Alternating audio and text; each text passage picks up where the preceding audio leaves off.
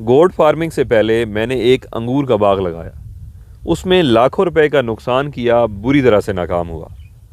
اس کے بعد اسی زمین پہ میں نے ایک پپیتے کا باغ لگایا، کیونکہ میں نے سن رکھا تھا کہ پپیتے کی پیداوار لاکھوں کروڑوں میں ہوتی ہے 2-4 ایکڑ میں سے۔ بری طرح سے ناکام ہوا، لاکھوں روپیہ پپیتے میں بھی ضائع ہو گیا، مگر میں رکا نہیں۔ اس کے بعد میں نے پلان کیا کہ اسی جگہ پہ لیزر لیول کرا کے، ٹینک بنا کے، پانی کی لائنیں بچھا دی، سٹاف رکھ لیا، 1.5-2 لاکھ کا سیڈ آ گیا ہائی بریڈ سبزیوں کا۔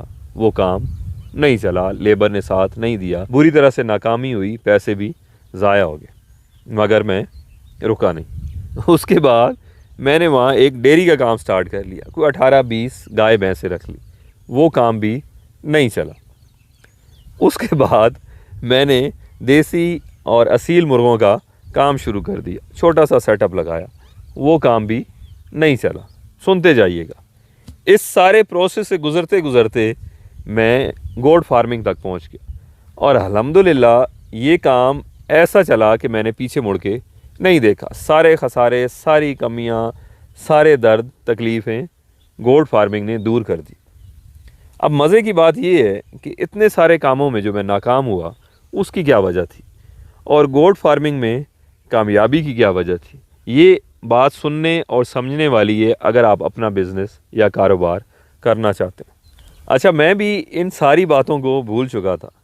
ہمارے ایک کسٹمر ہیں، وہ ابھی عمان میں جاب کرتے ہیں، وہاں پر انہوں نے پاکستان کے اندر ایک تازہ گوٹ فارم بنایا ہے۔ کل انہوں نے مجھے کال کی، کچھ 40-45 منٹ ہماری بات ہوئی۔ کافی زیادہ پریشان تھے، اور پریشان کس وجہ سے؟ وہ کہتے ہیں کہ ماجد بھائی، میں نے پاکستان کے اندر گوٹ فارم سٹارٹ کی ہے، مجھ پہ امی ابو، والدین کا، بہن بھائیوں کا، رشتہ داروں کا، محلے والوں کا، گاؤں والوں کا کافی پریشر ہے۔ پریشر کس وجہ سے ہے کہ وہ کہتے ہیں تم نے یہ کیا کام پکڑ لی، گوٹ فارم کیوں بنایا، اسے ختم کرو، چپ کر کے اپنی نوکری کرو۔ میں نے ختم کرنے کی وجہ پوچھی تو خواہ مخواہ ختم کرو، مطلب کوئی ریزن نہیں ہے۔ سب کا یہ کہنا ہے کہ جب تمہاری نوکری لگی ہوئی ہے، منتھلی اچھا خاصا کماتے ہو، تو یہ پنگا لینے کی کیا ضرورت تھی؟ اور ان کا یہ کہنا ہے کہ میں باہر سے جان چھڑانا چاہتا ہوں، پاکستان میں کوئی بزنس ہو، کاروبار ہو، میرا سیٹ اپ ہو، میں پاکستان موو ہو جاؤں، مگر یہ چیز دوسرے نہیں سمجھتے۔ اور کچھ نیا کام ہے، کوئی بیماری آ گئی، کوئی مسئلے مسائل آتے ہیں کہ وہ لیبر کے بھی اسپیشلی لیبر ٹکتے نہیں ہیں، کوئی ملتا نہیں ہے، اس وجہ سے گھر والے بھی کافی پریشان ہیں۔ تو وہ باتوں میں مجھ سے کہنے لگے کہ ماجد بھائی، آپ نے بھی پردیس چھوڑا ہے، مگر ہر کسی کی قسمت آپ جیسی نہیں ہوتی۔ الحمدللہ آپ کامیاب ہیں، آپ لوگوں کو بھی کاروبار کا مشورہ دیتے ہیں، مگر میری حالت کچھ اور ہے۔ مجھے مسئلے مسائل آ رہے ہیں، لیبر نہیں مل رہا، گھر والے سپورٹ نہیں کر رہے، گاؤں والے، رشتہ دار، دوست یار سپورٹ نہیں کر رہے، تو میں اس کام کو کیسے چلاؤں؟ تو پھر انہیں میں نے یہ ساری چیزیں بتائیں، اور میرے ذہن میں آ گئی، میں نے کہا کہ چلے میں ویڈیو بھی شیئر کر لوں گا، اور انہوں نے مجھ سے ریکویسٹ کی کہ آپ یہ ویڈیو بنائیں، میں بھی اپنے گھر والوں کو دکھاؤں گا۔ تو میں انہیں سمجھا یہ رہا تھا کہ دیکھیں، اگر آپ مجھے ایک کامیاب گوٹ فارمر سمجھتے ہیں، الحمدللہ ساری چیزیں اچھی ہیں، مگر میں بھی ابھی سیکھ رہا ہوں، کافی کچھ سیکھنا ہے اور کرنا ہے گوٹ فارمنگ کے اندر بھی۔ تو میں نے انہیں یہ کہا کہ آپ مجھے اگر سمجھتے ہیں کامیاب ہیں، تو پیچھے دیکھیں، اس کی یہ سٹوری ہے۔ میں نے بھی پردیس کاٹا 14-15 سال۔ پاکستان کے اندر میں نے لاکھوں روپیہ انگوروں میں ڈبویا، ویجیٹیبل فارمنگ میں ڈبویا، پپائے میں ڈبویا، ڈیری فارمنگ میں ڈبویا، پولٹری فارمنگ میں ڈبویا، مگر میں لگا رہا۔ اچھا، ان ساری چیزوں میں فیل ہونے کی کیا وجہ تھی؟ ان میں فیل اس وجہ سے ہوا تھا کہ میں نے ایک کام میں نقصان کیا، یا میں نقصان نہیں کہوں گا، جو آپ کا نقصان ہوتا ہے وہ اس کام کو سیکھنے کی فیس ہوتی ہے۔ جب میں نے وہ فیس پے کر دی، میں اس کام کو سیکھ گیا، میں نے اس کام کو چھوڑ دیا، سوئچ کیا، نئے کام پہ چلا گیا۔ اس کام کو سیکھا، نقصان کیا، وہ بھی چھوڑ دیا۔ مطلب جس کام میں آپ نقصان کھاتے ہیں، آپ مہربانی کریں اس کام کو چھوڑیں کبھی نہیں۔ وہ دیسی ایک گاؤں میں کہاوت ہے، لوگ مثال دیتے ہیں کہ جو چیز جہاں پہ گمے وہیں سے ملے گی۔ مطلب اگر میں نے ڈیری میں نقصان کیا ہے تو نقصان بھی وہیں سے پورا ہوگا۔ پرانی باتیں اگر ہم سوچتے نہیں ہیں، جو دیسی کہاوتیں ہیں یا بزرگ باتیں بتاتے ہیں، بڑے کام کی، مطلب ایک جملے میں وہ ایسی بات کر دیتے تھے، شاید اس پہ کتاب لکھی جا سکے یا گھنٹوں بحث کی جا سکے۔ وہ کہتے ہیں کہ جو چیز جہاں گمی ہے پتر وہیں سے ملنی ہے، مطلب جہاں نقصان کیا وہیں سے وہ فائدہ بھی ہوگا۔ تو ان کاموں کو میں چھوڑتا گیا سیکھنے کے بعد۔ گوٹ فارمنگ میں میں ڈٹ گیا، اور یہاں ڈٹنے کی ادھر بھی مسئلے مسائل آئے، شروع میں نقصان بھی ہوا، چیزوں کا نہیں پتہ تھا، چیزیں سیکھی، بہتر ہوتی گئی آہستہ آہستہ، مگر میں نے اس کام کو چھوڑا نہیں۔ اور سب سے مین وجہ یہ تھی کیونکہ جب میں نے اس کی کیلکولیشن کی تو یہ بڑی تیزی سے دوسرے جانوروں کے مقابلے میں، دوسرے کاروبار کے مقابلے میں بکریاں بڑی تیزی سے بڑھتی ہیں، ان کی گروتھ زیادہ ہے۔ بکری مر بھی جائے، زندہ چیز ہے، جاتے جاتے بھی پیچھے 4-5 اپنے چھوڑ جاتی ہے، تو آپ کو پتہ نہیں چلتا۔ اور دوسری مین وجہ یہ تھی کہ نبی پاک صلی اللہ علیہ وآلہ وسلم کا فرمان ہے کہ گوٹ فارمنگ میں، بکریاں پالنے میں برکت ہے، آپ کے رزق میں اضافہ ہوگا، یہ سنت ہے۔ تمام انبیاء نے بکریاں پالی، سو میرے ذہن میں کوئی ڈاؤٹ نہیں تھا، میں 100% شور تھا کہ یہ ایک پروفیٹیبل کام ہے۔ ہاں بس میں نے یہ کرنا ہے کہ امپلیمنٹ کس طریقے سے کرنا ہے، سیکھنا کیسے ہے، کامیاب کیسے ہونا ہے، کام یہ بہترین ہے۔ تو میرے ذہن میں کوئی ڈاؤٹ نہیں تھا۔ اس کام میں مسئلے مسائل آئے مگر میں ٹکا رہا، بھاگا نہیں۔ یقین کریں جہاں آپ کو مار پڑے گی نا، وہاں آپ اگلے دن پہنچ گئے تو آپ کامیاب ہو۔ اسکول جاتے ہیں نا، بچوں کو مار پڑی، اگر اگلے دن وہ اسکول نہ جائے تو کیا بنے گا؟ فیل ہو جائے گا، کسی کام کا نہیں رہے گا۔ مار کھانے کے بعد اگلے دن بھی آپ پہنچ جائیں، اسی طرح کاروبار میں ناکام ہونے کے بعد، مار کھانے کے بعد آپ ٹکے رہیں، اگلے دن بھی پہنچ جائیں تو آپ کامیاب ہو جائیں گے۔ ایک آپ کی محنت ہے، دوسرا انتہا کا آپ کو صبر چاہیے۔ اور باقی کاموں میں فیل ہونے کی ایک وجہ یہ بھی تھی کہ ہمارے ہاں شاید رواج ہے، اب چیزیں بدل گئی ہیں، لوگ بدل گئے ہیں، انفارمیشن ایزلی مل جاتی ہے۔ یہ میں پیچھے آپ کو 10-15 سال کی سٹوری بتا رہا ہوں، 15 یا 20 سال کی آپ سٹوری کہہ لیں اس کو۔ لوگ چیزوں کو بتاتے نہیں تھے۔ نمبر ایک، کسی کے پاس اتنی نالج نہیں تھی۔ اگر جس کے پاس نالج تھی، یا وہ بتانا نہیں چاہتا تھا یا اس کو بتانے کا طریقہ نہیں آتا تھا۔ جب میں نے گوٹ فارمنگ سٹارٹ کی، اور اس میں کامیابی کی مین وجہ آپ لوگ بھی ہیں۔ کس طرح سے؟ کیونکہ جب میں نے سوشل میڈیا پہ اس کو شیئر کرنا شروع کیا تو لوگوں نے مجھ سے ہزاروں سوال پوچھنے شروع کر دی، اس میں سے میکسیمم کا مجھے بھی علم نہیں تھا۔ میں نے آپ لوگوں کو بتانے، سکھانے کے لیے اس کو مزید سٹڈی کرنا شروع کر دیا۔ ایک تو پرابلمس تھی جو میں ڈائریکٹلی فیس کر رہا تھا، انہیں بھی میں سیکھ رہا تھا، انکاؤنٹر کر رہا تھا۔ دوسری چیزیں آپ نے پوچھنا شروع کر دی تو میں نے اس کو سٹڈی کرنا شروع کر دیا۔ پاکستان کے بے شمار گوٹ فارمر کو، دیسی کو، ٹریڈیشنل جو گاؤں دیہاتوں میں تھے، ان کو میں نے سٹڈی کیا، ان سے نالج حاصل کی۔ باہر ملکوں میں، انڈیا میں فارمنگ ہو رہی ہے، افریقہ میں ہو رہی ہے، آسٹریلیا میں ہو رہی ہے، ساؤتھ افریقہ میں ہو رہی ہے، ان کا لٹریچر بھی میں نے پڑھنا شروع کر دیا، کافی زیادہ سٹڈی کی، اور الحمدللہ چیزیں بہتر ہوتی گئی۔ اچھا، ایک تو مجھے انتہا کا شوق تھا اور جنون تھا، نمبر 1 کہ میرا فارم کامیاب ہو، میں کامیابی سے گوٹ فارمنگ کروں۔ دوسری چیز یہ تھی کہ میں چیزوں کو سیکھوں، اور تیسری چیز یہ تھی کہ مجھے جنون کی حد تک یہ بھی تھا، مجھے طلب تھی، چاہت تھی کہ جیسے میں پہلے کاموں میں ناکام ہوں نالج نہ ہونے کی وجہ سے، میں اس کو سیکھوں اور دوسرے لوگوں کو بتاؤں، تاکہ جو پرابلم میں نے فیس کی ہیں وہ کوئی دوسرا نہ کرے۔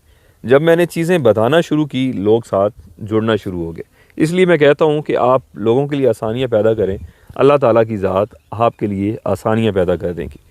اور جب آپ نے لوگوں کی مشکل پرابلم سولو کرنا شروع کر دی، لوگ خود بخود آپ کے ساتھ جڑ جاتے ہیں۔ تو یہ ساری چیزیں میں نے ان کے ساتھ ڈسکس کی کہ دیکھیں، ایک تو آپ کی محنت ہے، دوسرا آپ کا صبر ہے، تیسری چیز ہے کہ آپ لوگوں کی کیئر نہ کریں۔ اگر لوگوں کی باتوں کو سوچ کے آپ نے کام کرنا ہے تو یقین کریں یہ لوگ آپ کو کچھ بھی نہیں کرنے دیں گے۔ میں نے جتنی چیزیں آپ کو بتائیں، جن جن کاموں میں نے نقصان کیا، یقین کریں میں نے شدید قسم کی گاؤں والوں کی، رشتہ داروں کی، گھر والوں کی تنقید برداشت کی کہ کون سا فارغ ویلے کام اس نے پکڑ لیے، ایک کام فیل ہوتا ہے، دوسرا کرتا ہے، تیسرا کرتا ہے، چوتھا کرتا ہے، پڑھے لکھے ہو، چپ کر کے اپنی نوکری کرو، کیا روز ڈرامہ کیا ہوتا ہے۔ جب میں نے گوٹ فارمنگ شروع کی تو یقین کریں میں آپ کو ایکسپلین نہیں کر سکتا کہ لوگوں نے مجھے، گھر والوں نے بھی کیا کیا کہا ہے کہ بھائی یہی کام رہ گیا تھا، بکری ہی تم نے پالنی تھی پڑھ لکھ کے، تو پہلے ہی کر دیتے، اتنی ماں باپ کا پیسہ ضائع کیا، پڑھائی لکھائی کی، ملک سے باہر گئے، نوکری حاصل کی، اتنی محنت کے بعد گاؤں میں تم نے بکریاں رکھنی تھی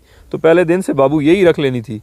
اور ایک اور تو صاحب ہے، میری بحث چلی تھی، میرے رشتہ دار ہی ہیں، تو شاید وہ اپنی طرف سے اچھا ہی سوچ رہے ہوں، وہ مجھے میں نے انہیں کہا کہ دیکھیں بکریاں بندے کے پیچھے آتی ہیں، ایک مثال ہے، مطلب پیچھے آنے سے مقصد ہے کہ پروفیٹیبل کام ہے، بندے کو اس سے فائدہ ہوتا ہے۔ تو وہ مجھے جواب دیتے ہیں کہ یہ کون سی بکری جو پیچھے آتی ہے، ہمیں تو پورے کھیتوں میں بگاتی ہیں بکری، یہ کون سی بکری جو پیچھے آتی ہے۔ بہرحال طرح طرح کی باتیں ہوئیں، مگر میں لگا رہا، اور یقین کریں آج وہی سارے بندے، وہی سارے رشتہ دار بڑی تعریف کرتے ہیں, بڑے فخر سے بتاتے ہیں کہ ہمارے گاؤں میں, ہمارے علاقے میں ایک گوٹ فارم ہے. بس اس پروسیس سے آپ نے گزرنا ہے. مذاق بھی اپنا اڑوائیں, طنز تنقید برداشت کریں, لوگوں کا غصہ بھی برداشت کریں, مگر محنت, صبر, مستقل مزاجی یہ آپ نہ چھوڑیں. یہ ساری چیزیں بتانے کا مقصد یہ تھا, انہیں بھی میں نے یہی بتایا کہ دیکھیں اگر کوئی بھی کامیاب انسان ہے اس کے آپ پیچھے دیکھیں, وہ ساری مار کھا کے آگے تک پہنچا ہوا ہے. اگر آپ تھوڑے سی مصیبت میں آتے ہیں, نیا کام شروع کرتے ہیں, مشکل آتی ہے تو دل برداشتہ نہ ہو اور یہ نہ سوچیں کہ اللہ کا مجھ پہ بڑا عذاب نازل ہو رہا ہے, میں تو ناکام ہوں, میرا نصیب ہی ایسا ہے, میری قسمت ہی ایسی ہے, فلاں بڑا کامیاب ہے. تو اس نے بھی یہ مار کھائی ہے, ناکامیاں. جب آپ پہ ٹف ٹائم آتا ہے, اللہ تعالیٰ کی ذات آپ کو سکھا رہی ہوتی ہے, آپ کو کسی بڑے مقصد, بڑی پوزیشن کے لیے ٹرین کر رہی ہوتی ہے. اگر آپ سیکھیں گے نہیں, اس پروسیس سے نہیں گزریں گے, تو آگے جا کے آپ فیل ہو جائیں گے. شاید وہ ناکامی, وہ فیلئر آپ برداشت نہ کر سکیں. چھوٹے نقصان سے اللہ تعالیٰ کی ذات آپ کو سکھا کے سٹیپ بائی سٹیپ آگے لے کے جا رہی ہوتی ہے. اگر آپ پہ آج مصیبت ہے, مشکل ٹائم ہے, تکلیف ہے, نقصان ہو رہا ہے, تو اللہ کا شکر ادا کریں, آپ اچھی بڑی منزل کے لیے ٹرین ہو رہے ہیں, آپ پروسیس میں انٹر ہو چکے.